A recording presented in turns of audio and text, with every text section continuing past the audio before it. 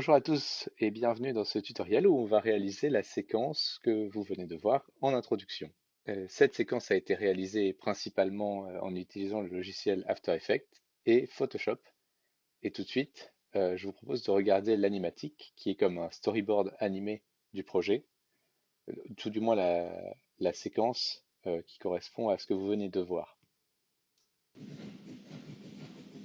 Donc comme vous voyez, c'est quelque chose de très simple, simplement pour évoquer un mouvement, une idée. Et c'est toujours un passage obligatoire avant de créer une animation. Je vous invite à toujours faire ça avant de commencer à créer. Et c'est aussi pour dédramatiser l'animation. C'est quelque chose finalement de très simple à la base. Et c'est en partant d'une idée simple qu'on crée des choses complexes. Donc tout de suite, on va passer à la partie Photoshop. Parce que cette animation, donc à partir de l'animatique, euh, on a réalisé un dessin. Donc c'est Elisa Bonamy qui est une artiste qui a réalisé ce dessin pour la vidéo. Son Instagram est en description, vous pouvez aller voir. Et donc à partir de ce dessin, je suis passé sur Photoshop euh, pour, attendez, j'ouvre, voilà, pour dupliquer le personnage et pour allonger un peu le fond pour pas qu'on voit le passage entre les différentes couches. Donc, comme vous pouvez le voir ici, on a les spectateurs qui sont sur un calque, les gradins qui sont sur un autre calque séparé, et puis le sol tout en bas qui est également sur un calque. Donc tout de suite, je vous propose de passer dans le logiciel After Effects avec ce fichier comme base.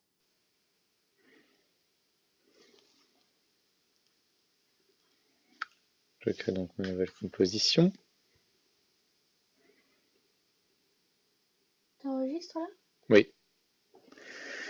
Et je crée une couleur bien dégueu, etc. Voilà, ça tu connais. Nous y voilà. Donc je commence par renommer ça. On va appeler ça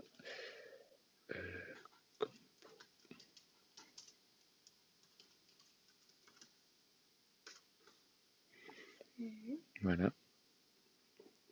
Je vais chercher mon truc dont j'ai besoin et je garde les styles modifiables. De quel modif? Ok. Ok. Donc j'ai ça. Ouais.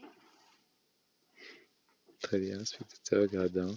Donc sol Donc ça, c'est déjà et dans la fond composition? noir, on n'en a pas besoin. C'est dans une composition qui s'appelle cercle. D'accord.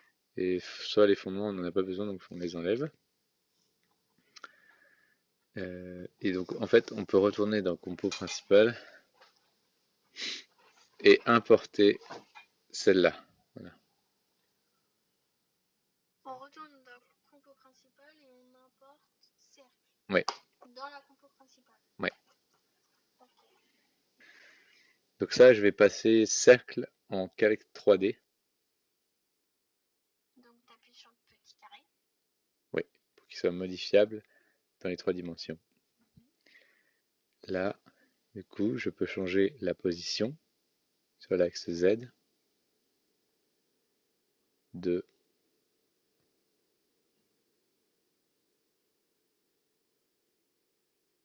mon image.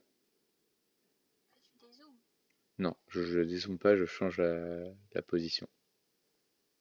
C'est pas pareil. Je vais créer donc une deuxième vue où là je vois où je me trouve. Donc je peux créer par exemple un deuxième cercle. T'as fait quoi là avec tes doigts? J'ai copié le cercle et je l'ai collé. Ok, bah dis-le pour que tu Et saches ce que tu donc veux dire aussi. ici, tu vois, je l'avance. Sur l'axe Z, je vais venir la tirer. Ah, d'accord. Et donc là, en fait, c'est deux. On voit que ici, c'est le premier plan. Enfin, le premier plan est ici, le deuxième plan est là.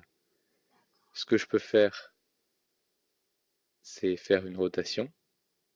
Donc, rotation, ici, c'est sur Z.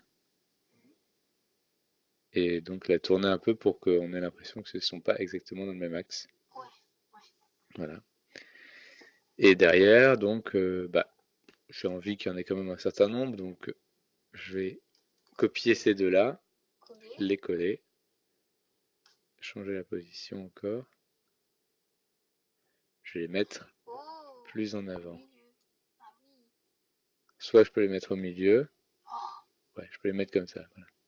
À peu près, ça se fait visuellement, quoi. oh. Et puis je vais aussi les tourner pour qu'on ait l'impression qu'ils sont décalés un peu. Voilà. Mhm. Et puis, ben, j'en ai jamais assez, hein, donc je reprends ces quatre-là, Tu les colles. je les colle, Et tu les mets derrière. et je vais changer leur position encore une fois en Z. Donc là, il faut que je les mette tout derrière. Et je vais encore faire une rotation. Donc c'est un peu tricky. On commence un peu à perdre la boule.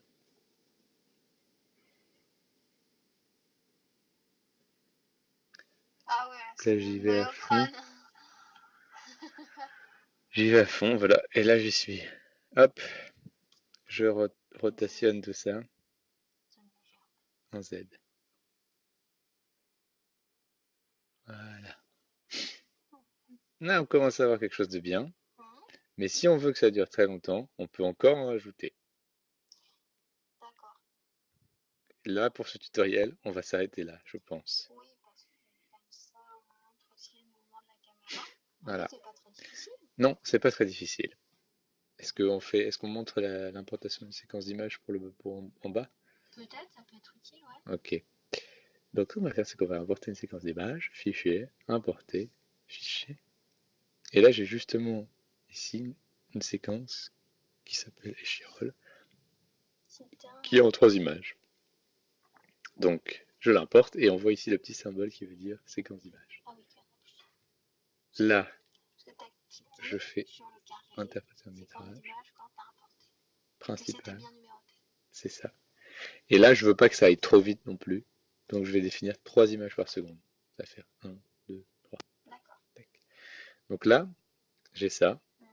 Je vais le mettre tout derrière. Mhm. J'oublie pas de cocher le petit calque 3D.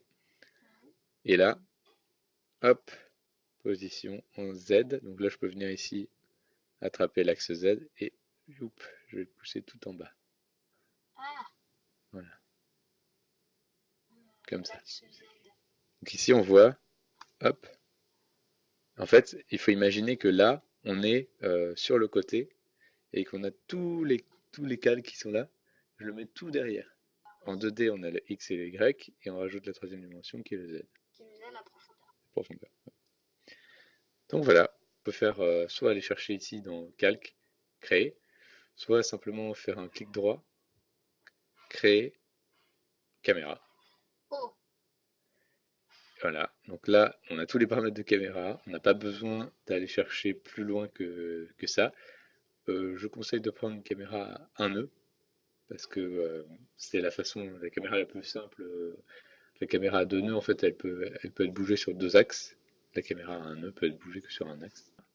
Il faut toujours que tes calques soient en 3D. On ne peut pas naviguer dans dans une la vie. scène.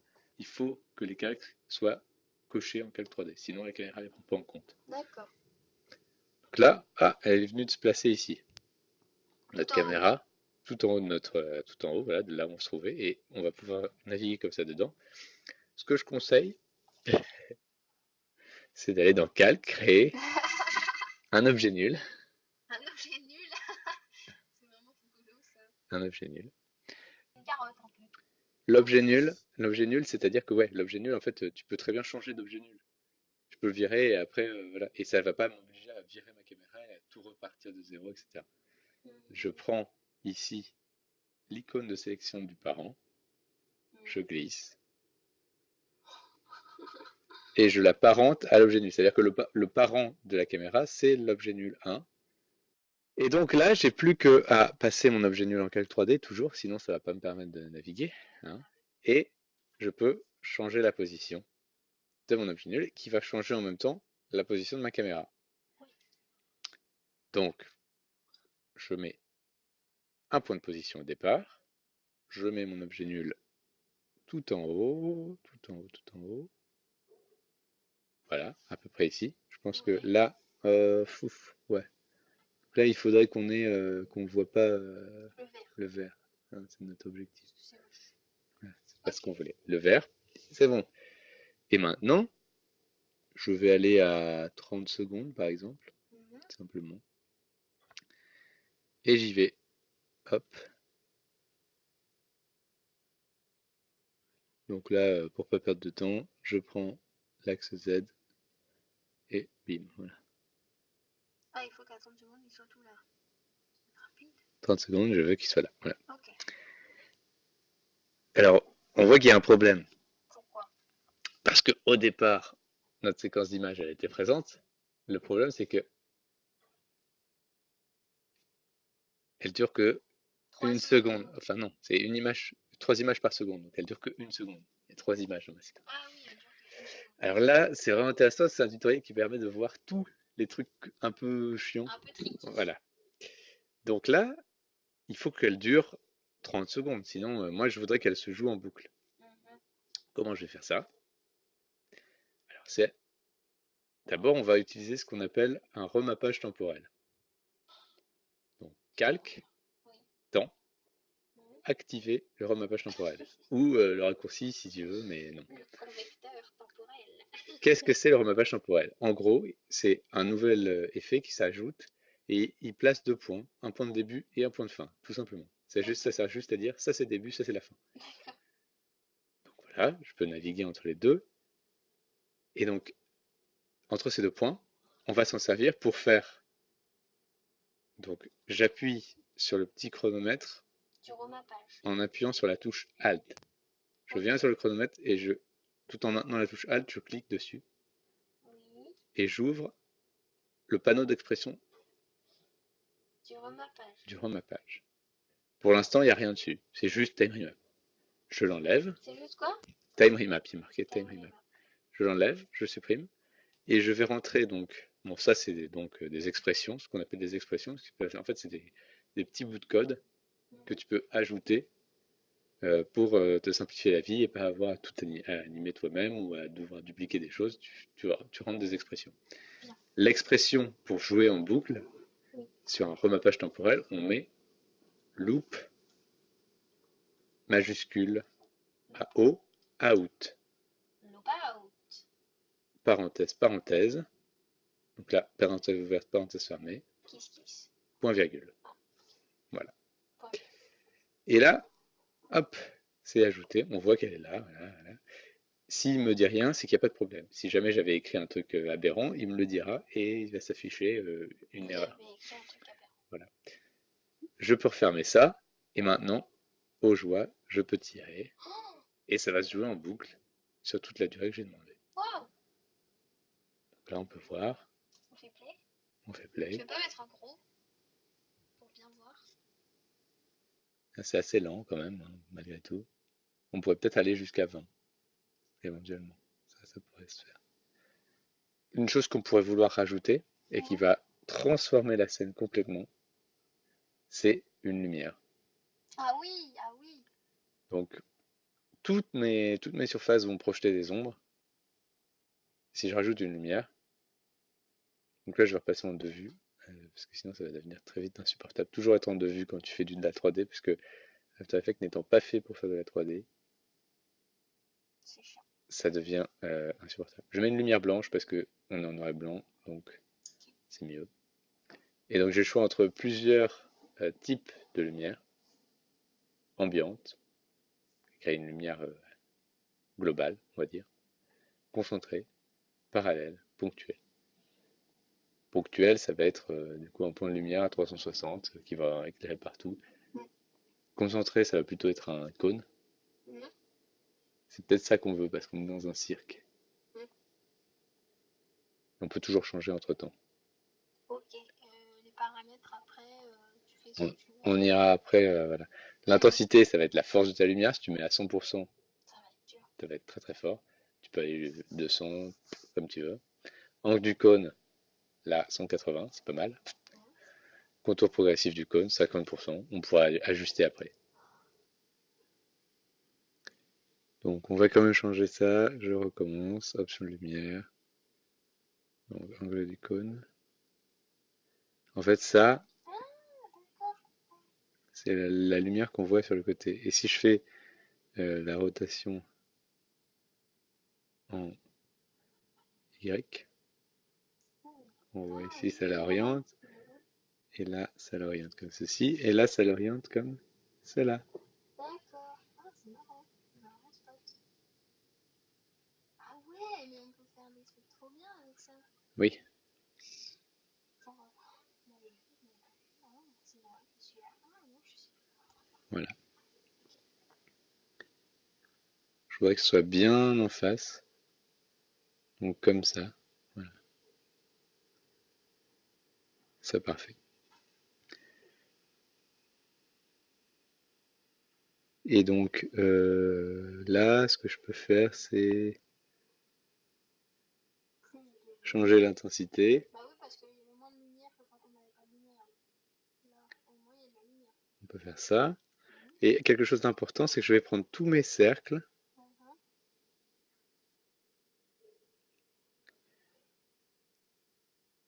et dans les options de surface, là, ici, Mhm. option de surface, eh bien, je choisis projette une ombre. Oui, Oh! on voit tous les. Et si tu fais sur l'un, ça fait sur tous? Là, je les ai tous sélectionnés, donc ça le fait sur tous. Intensité, je vais quand même la baisser parce que là, c'est fort, hein. C'est fort, c'est fort. Non, là, c'est pas fort. Ah, là, c'est beau. C'est joli. Voilà. Contour progressif du cône. Hmm. Faire ça 100%. Et du coup, monter un peu. Voilà, comme ça. Magnifique.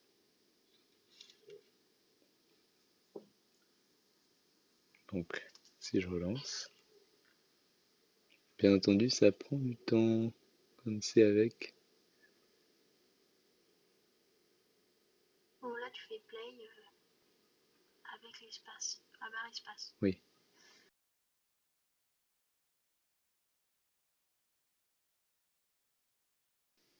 tu vois le truc? Hmm. C'est joli, hein.